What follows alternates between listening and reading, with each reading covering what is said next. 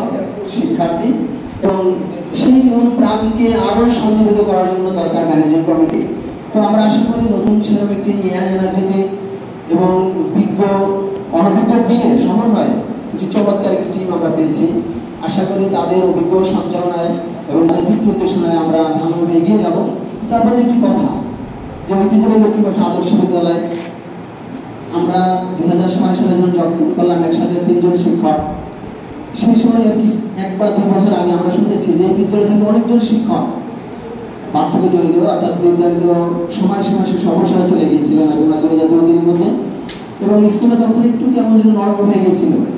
আমরা কিন্তু তখন 3-4 জন আমরা শিক্ষক এসে আমাদের অভিজ্ঞতার সাথে যোগ দিয়ে আমরা মানে ঘোষণা করে দিয়েছিলাম যে লক্ষ্মীবাসা আদর্শ বিদ্যালয়কে আমরা জেলার শ্রেষ্ঠ শিক্ষা প্রতিষ্ঠান, উপজেলার শ্রেষ্ঠ শিক্ষা প্রতিষ্ঠান তথা জেলার শ্রেষ্ঠ শিক্ষা প্রতিষ্ঠান রূপান্তর করব।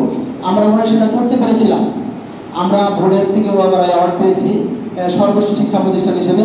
স্যার আমরা একটা পুরস্কার পেয়েছিলাম একবার লক্ষ্মীবাসা আদর্শ বিদ্যালয় যশোর বোর্ড থেকে শ্রেষ্ঠ শিক্ষা প্রতিষ্ঠান হওয়ার কারণে। এই জন্য আমাদের শিক্ষকদের আন্তরিকতা ছিল, শতভাগ আন্তরিকতা ছিল এবং চেষ্টা ছিল। আমাদের ঝুঁকি চেষ্টা এরকম ছিল যে আমরা আমাদের পার্শ্ববর্তী সব বড় বড় প্রতিষ্ঠান আছে, তারা অনেক সময় আমাদের মানে অবজ্ঞা করে।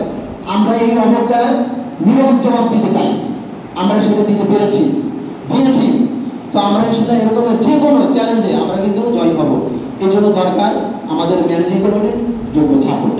আমাদের তৎকালীন সময় যে ম্যানেজিং কমিটি ছিলেন, আমি এখনো শ্রদ্ধা ভরে স্মরণ করি সেই অ্যাডভোকেট মাহমুদুল করিম, তাদের যে ম্যানেজিং কমিটি ছিলেন আমি তাদেরকে শ্রদ্ধা ভরে এখন স্মরণ করি।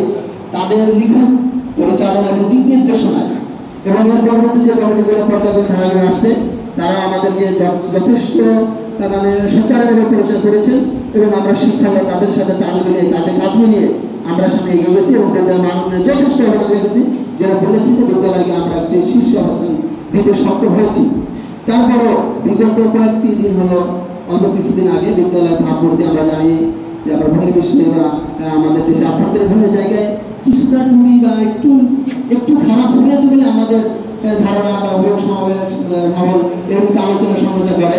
আমি আমার শিক্ষকদের পক্ষ থেকে আজকের এই ম্যানেজিং কমিটিকে আবার আমি বলছি যে আপনাদের যোগ্য সুযোগ পেলে আমাদের এই যে ইয়াং এনার্জি টিম আছে ইনশাআল্লাহ আমরা তাদের এই যে ভুল ভ্রান্তি বা ভুল ধারণা বিদ্যালয় সম্পর্কে ধারণা আমাদের ভেঙে সক্ষম হবো। লক্ষ্মীবাসা আদর্শ বিদ্যালয় যে আসলে ঐতিহ্যবাহী আদর্শ বিদ্যালয়, লক্ষ্মীবাসা আদর্শ বিদ্যালয় যে তার কদর করে না এবং লক্ষ্মীবাসা আদর্শ বিদ্যালয়ের শিক্ষক যে এই উপজেলার শ্রেষ্ঠ শিক্ষক সেটা আমরা আমাদের কার্যক্রম মাধ্যমে বুঝে দিতে সক্ষম হবো।